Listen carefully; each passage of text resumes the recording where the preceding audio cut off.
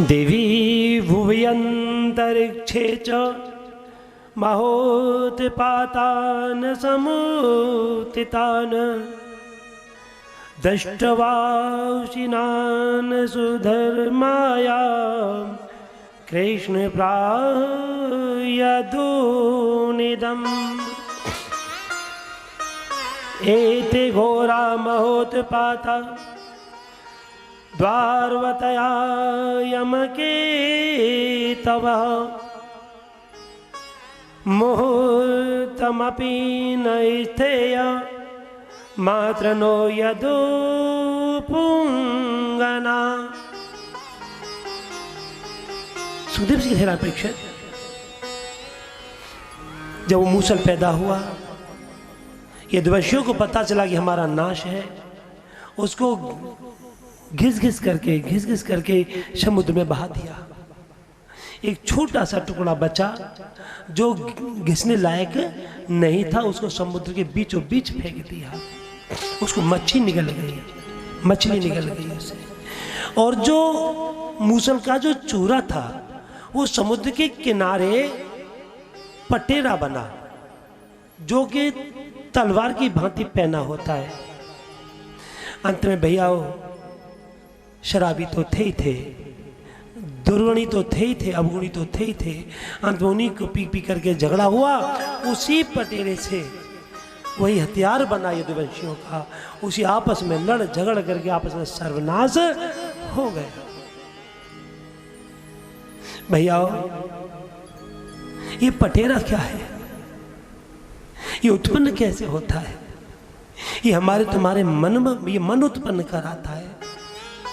माँ ने ऐसे कह दी, मेरे बाप ने ऐसे मुझसे कहा, मेरे भाई ने मुझसे ऐसे कहा, मेरी सिस्टर ने मुझसे ऐसे कहा, यही मेरी दक्षिणा है। अपने यथाभाव घर ऐसी छोटी छोटी बातों पे कभी झगड़ा मत करना। ये छोटी छोटी बातें ही पटेरा बन जाता है, यानी बड़ा बन जाता है, और यही फिर घर से अलग कर देता है। यदुवंशियों का नाश हुआ। बलराम जी महाराज भी समय आने पर पीपल के वृक्ष के पास से वो मंदिर था, उसी मंदिर के सहारे एक गुफा थी, उसी में होते समुद्र में चलते चले गए और सर्प का आकार होता चला गया। कृष्ण भगवान को पता चला कि बलराम जी भी गए, बहुत रोए, भाई के लिए विलाप किया। पीपल के वृक्ष के पास लेटे हुए हैं, उल्टे पैर की घोंटू पर सीधा चरण रखा हुआ है, और सीधे चरण में पद्म का निशान है। बहेलिया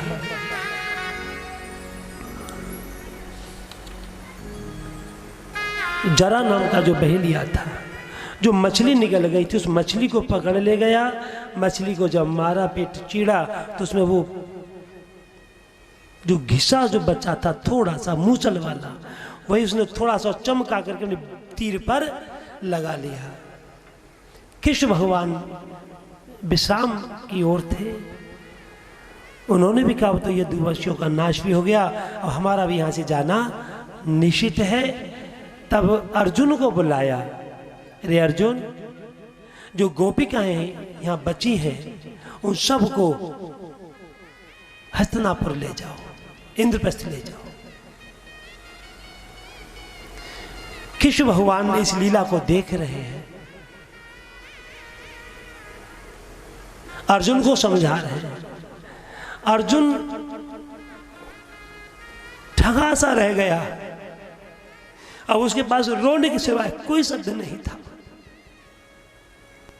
प्रभु तुम ये क्या कह रहे हो? बोले हमारा जाने का समय हो गया है। बहेलिया ने बाण चलाया,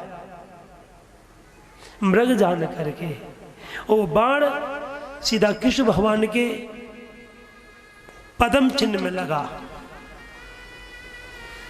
बहेलिया पास पहुंचा, हे कृष्ण मैंने पाप किया है, मुझे श्राप दे डालो, मैंने बहुत बुरा कर्म किया। भगवान ने कहा कि नहीं, तूने कोई बुरा नहीं किया, आज मैं तेरे से आजाद हो गया। तू पूर्व जन्म में बाली था, मैंने भी तुझे छुप करके बाण से मारा था, आज तूने भी मेरे बाण मारा है, इसलिए हम तुम बराबर हो गए। जो तेरा जो भी कर्ज था मैंने यहां करके तुझसे बराबर हो गया। ऐसा कृष्ण भगवान ने कहा, हे जरा, जब तक तू यहां पर जिएगा, अच्छा जीवन जिएगा, और यहां से जब तू जाएगा तो मेरे परम वैकुंठ धाम को प्राप्त होगा। आशीर्वाद और मिला। भैया ये भी कथा मेरे पे पूरी नहीं होती, मजबूर हो जाता हूं। भगवान को विदाई देने में मन नहीं लगता।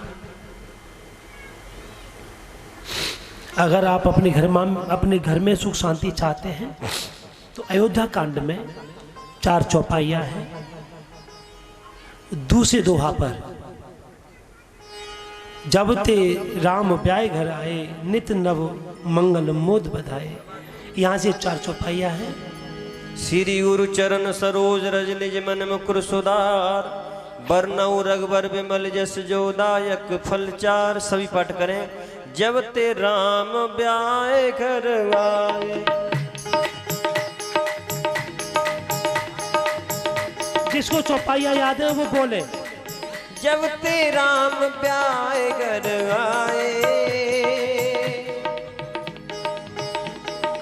नित नव मंगल मोद बधाए, भुवन 4 10 भूधर भारी, सुकृत मेघ बरसे सुखवारी, रिद्धि सिद्धि संपत्ति नदी सुहारी, उमग अवध अम्बुद कऊ आई, मन गणपुर नर नार सुजाति, सुच अमोल सुंदर सब भांति, कई न जाए कछु नगर विभूति, जन इतने बिरंच कर तूती, सब विद सब पुर लोग सुखारी, रामचंद्र मुख चंद निहारी, मुदित मात सब सखी सहेली, फलित बिलोक मनोरथ भेली, राम रूप गुणशील सुभाऊ, प्रमुदित होए देख सुन राऊ, सबके उर अभिलाष अस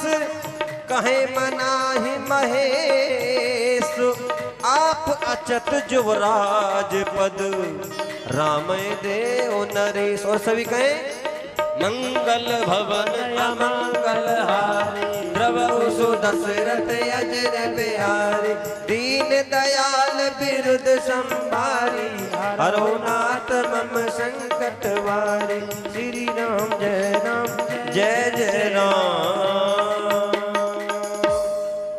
ये 8 लाइनें हैं, अयोध्या कांड की है। शुरू में ये तो अपने घर में सुख शांति के लिए मन शांत न रहना, दुविधा में पड़ना, सोच ज्यादा करना, मन स्थिर न रहना, इन चौपाइयों का प्रतिदिन गायन करें और आवाज में करें। जिसको पुत्र की लालसा है वो इस मंत्र का अनुमोदन करे।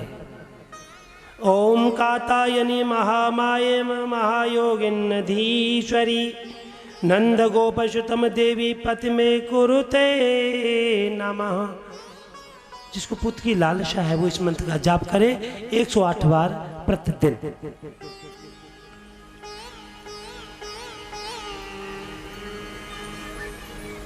भैया आगे सुखदेव जी कहते हैं, राजा परीक्षित, यदि तेरे मन में कोई शंका हो तो और भी मुझे तुम बताइए। परीक्षित ने कहा, महाराज आपने मुझे व्यापक ब्रह्म के दर्शन कराए हैं, सो मैं निर्भय हो गया हूँ।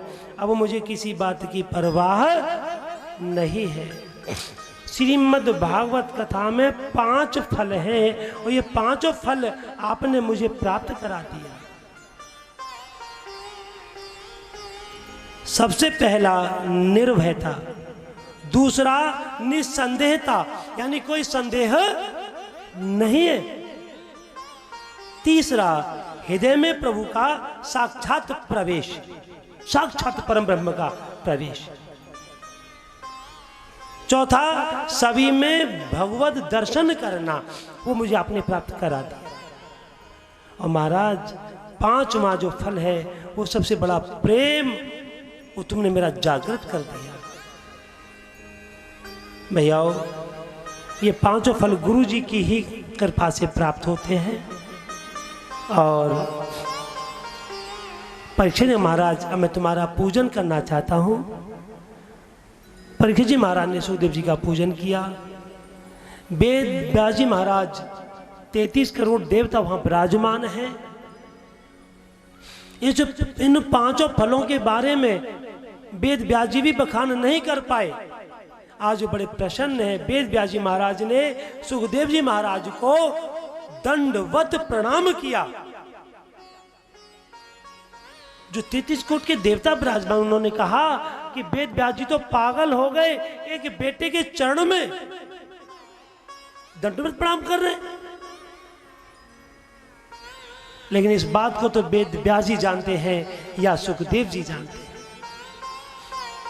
जब वेद व्यास जी ने कहा कि मूर्खो, मैं अपने पुत्र के चरण में शीश नहीं झुका रहा हूं, मैं एक ज्ञानवान के जो मैं नहीं कर पाया अब तक, वो मेरे पुत्र ने मेरी आंखों सामने कर दिखाया। मेरे सामने, मेरे समक्ष जीते जी परीक्षित को मोक्ष दिला दिया। वो मैं आज तक नहीं कर पाया, तो वो मेरा बेटा नहीं हो सकता, वो ईश्वर है। भैयाओ,